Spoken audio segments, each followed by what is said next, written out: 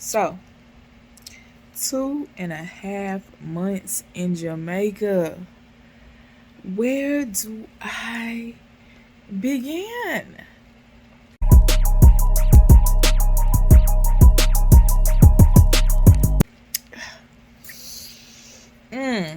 Okay, so I've been planning to do this video for a minute.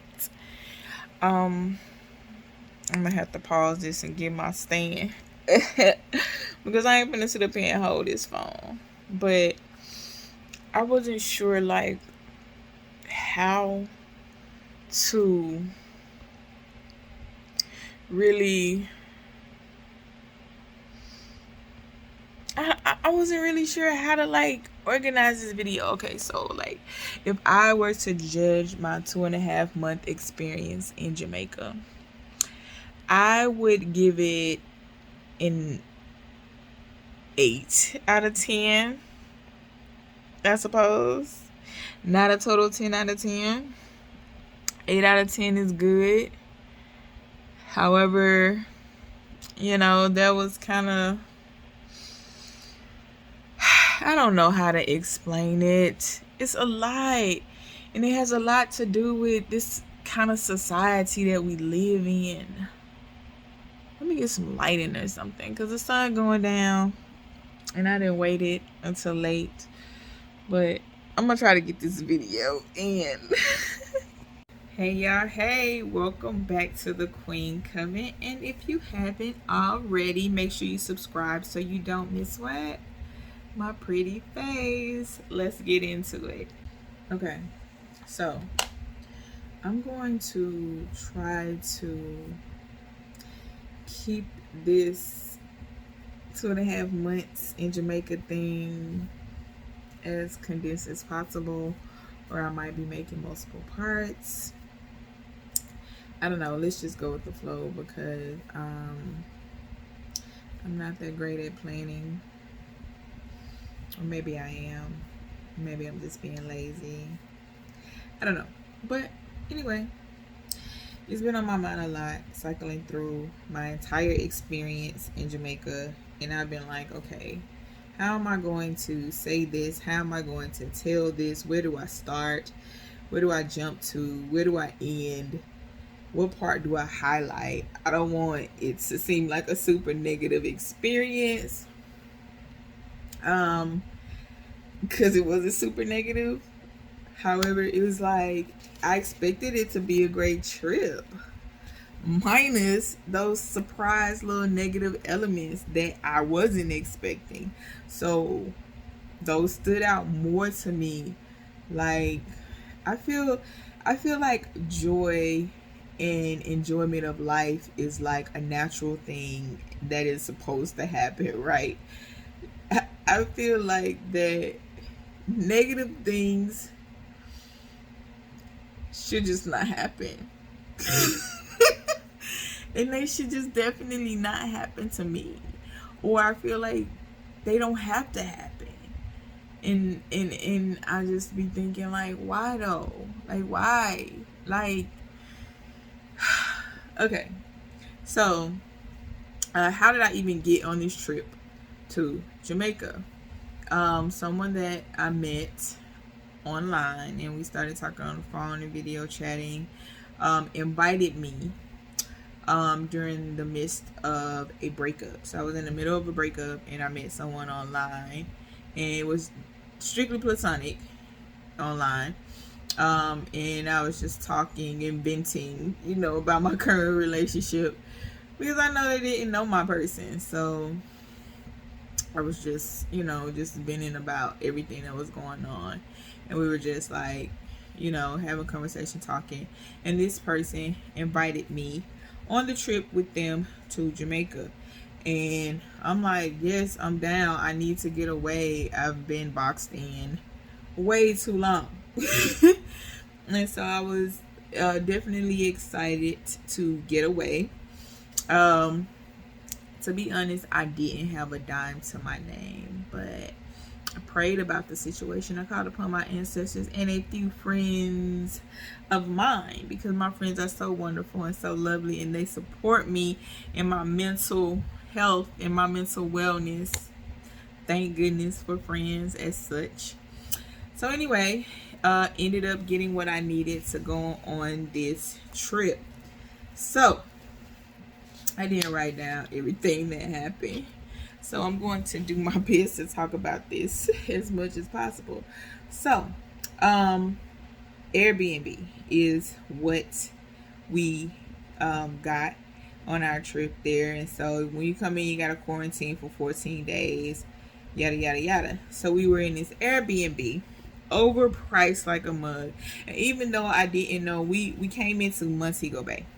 And even though I didn't know much about the area or anything like that, I didn't do much research.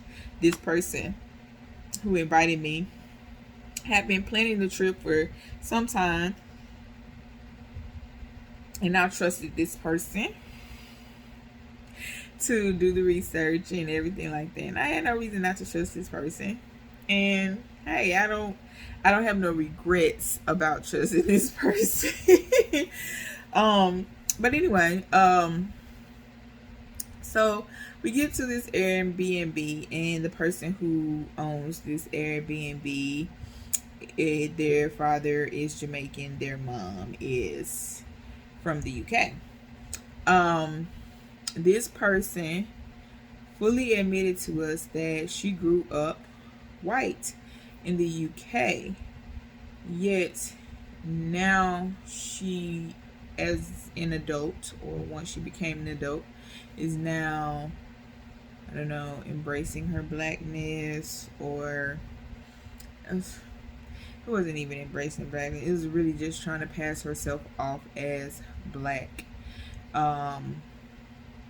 when she did not have the black experience. And she would still be white passing if she didn't lay in the sun every day. She had straight hair, green eyes, yada yada yada. Anyway, I came in a couple of days after the person who had invited me, and immediately we started engaging in conversation with our Airbnb host. She invited us to dinner on her balcony. I had a room across from the person who had invited me, and so we were all talking about what brought us on this journey to Jamaica, how we got here. And I immediately just started talking about, how I had such a loving and supportive community, and how my friends came together to like buy my flight tickets and, kind of cash out me money to get here. Because I said, help me get here, help me get to Jamaica, and I got the rest. Don't worry about it. Once I get there, I'm good. Just help me get there.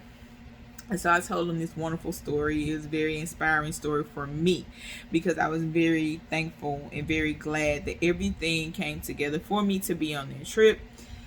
And I just felt like just super loved and super inspired in that moment. But little did I know that by divulging this information about how loved and supported I am and how my needs are met by the universe, my Airbnb host was making me a target. A target for money, a target for her attitude, a target for everything. So before I came on a trip, the person that invited me has a restricted diet. So they were like, I want to cook because there are certain things I can't eat, this is that and the third. And I don't really like to wash dishes, but since the person was agreeing to cook, I was like, I'll wash the dishes if you're gonna cook, and we can split food expenses that whatever you're cooking. So one particular day we were having dinner, and the host asked me something in regards to cooking. And because the person that I came on a trip with agreed that I would not be cooking, that she would be cooking, that they would be cooking, um, and I would be washing dishes, I jokingly, in my dry human sense of way, said that I was retired from cooking. And she was like, the host was like, how can you be retired from cooking? And I just said, because I am. I'm not cooking. I'm on vacation. I'm going to enjoy my vacation. I'm going to eat. I was like, but I'm not going to cook. So I didn't know that would be a problem. Okay? I didn't know that would be a problem. But immediately, not only the host, but the person who told me that I wouldn't need to cook and that they were going to handle the cooking attempted to pigeonhole me into cooking. And that's when things got kind of not so pretty. And the host and I were in the kitchen one day because the person that I was supposed to cook with, she asked me if I would start the rice because she had to get dressed. So I said, I was side-eyeing her a little bit like, okay, you trying me because I'm not cooking. But guess what? I'm going to start this rice and I'm going to walk out the kitchen. I'm done. So I go in the kitchen, and of course, stoves in Jamaica work a little bit different than the stoves here in America, and I did not know how to work the stove. So because the host was in the kitchen, the Airbnb host was in the kitchen, I politely asked her if she could show me how to turn on the stove. She snatched and smacked her teeth and was like, Victoria, if you're going to be staying here, you're going to have to learn to work the stove.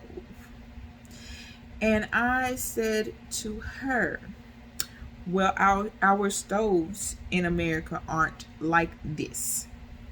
Not much difference. When I saw how to turn it on, I'm like, okay. But I just didn't. I have zero experience with that stove. So she was like, so she goes and she turns on the stove all like in an aggressive manner. And then I'm like, she's like, goes back, she's doing salad or whatever. I put on the rice, and so she's like, Victoria, if you don't cook, then who cooks for you? Well, over the past month, as I had been preparing for my trip to Jamaica, I was staying with was I staying with my grandma? Yeah, I was staying with my grandma. So, my grandma was cooking for me. I take her grocery shopping. She cooked. So my answer was my grandma. So she was all like, so grandma takes care of you instead of the other way around, is it? And I'm just like, we're back to back because I'm on the other side of the kitchen doing something and she's doing something. And I just kind of said, we just really take care of each other. Like I said, I take my grandma grocery shopping, and in turn, she just cooks. She loves to cook. I wasn't forcing her to cook. So I said, we kind of take care of each other. And I said, she likes to cook, dishes. My grandma was born in 1932. So I'm like, my grandma, born in 1932 in Mississippi, there's a lot of dishes that, she would eat as, a young person that, people aren't into these days. But I am. I was like, so we share that in common. And my grandmother and I, we like to share meals. We have a lot in common. We like to eat leftovers for days. We have no issues, and she complains about having to throw out leftovers because people don't eat them. And I will raid her refrigerator every day that I come there like, Grandma, can I eat this? Can I eat this? Yeah, I cooked that a couple of days ago. Okay. I don't care. I haven't died yet from it. Okay, my grandma knows how to preserve food. Understand? Okay, so anyway, she's like, the host says, yeah, like what? And I was like, huh? I was kind of thrown off by that. So when she said, yeah, like what? I was like, let me entertain this lady to see where this is going, you know? So I said, like, rutabagas. Because my grandma, she loves rutabagas. I love rutabagas. I have a couple of friends who love rutabagas, okay? And when I brought my friends to my grandma's house, my grandma made rutabagas, she like, what? I ain't had rutabagas in years, you know? So it's a thing. So the host was like, what is that? And I was like, exactly. And I just shut everything down and I left out of the kitchen because at that point I was done. And I went into my room and I journaled for a little bit about the experience immediately. And I told myself that I was going to tell this person that I came on a trip with about the experience that I had with the host in the kitchen. However, I also told myself that I didn't believe that she would receive the experience. So it came down to, I was like, I'm just going to tell her anyway. So I go in and I talk to the person that I came with and I told her that I'm leaving. I'm leaving this Airbnb. I don't feel comfortable here. I just had a very type of hostile experience in the kitchen with the host. I didn't like it. I didn't like her aggression towards me. I didn't like her attitude towards me. I didn't like her interrogating me. It made me feel uncomfortable. I said, and this is her house, okay? And I'm in a whole other country and I'm going to leave. So immediately the person that I had traveled with started to gaslight me and tell me maybe she was joking. I've never heard her talk like that before. I don't think she was serious, but you weren't there. So anyway, I was like, well, whether she was joking or not, it did not feel like joking to me. I'm a very intuitive person, you know. I know how to tap in emotionally and I can usually read vibes that aren't being spoken, and it wasn't hard to read that. It was very much some type of energy that she had in regards to that whole little conversation and probably some other things that I had said that I wasn't keeping track of. I was just basically sharing myself and my journey. So after I told her that, I went back into my room and I sat and I meditated and I prayed about it for a little bit. And after praying about it for a little bit, I an epiphany came over me and said, well, Victoria, you're booked here for 14 days. So what you're going to do is you're going to chill. You know what I'm saying? You're going to keep your head down. You're going to keep the drama low. You know, it's possible because, you know, I'm a little rebel. But I try to choose my battles. I try to pick my battles as best as possible. And so I told myself that I was really just going to chill until my time was up. And at the point that my time was up, I'm going to move to a different place. I'm going to find a different place to stay while I'm in Jamaica. So right now this video is 17 minutes long, which is pretty long for me. So this is going to be a part 1, and it's probably going to go into several different parts because 2.5 months in Jamaica, I'm telling you, this thing starts over and over and over, and this drama with this Airbnb lady is not over. That was just the start of it. Remember, I'm at the top of my 14 days, and I've already decided that I'm just going to stay there for 14 days because, like I said, the Airbnb was overpriced in the first place. For the price that we paid for 2 weeks, we could have stayed there an entire month off of what one of us paid, which we later found out when I decided that I wasn't going to stay there anymore. So we're going to leave this here at part 1, okay? And then we're going to jump into part 2. And I promise it's going to be like, I'm not going to make you wait long. I promise. I'll probably do part 2 tomorrow. So what I want to tell y'all to do is subscribe.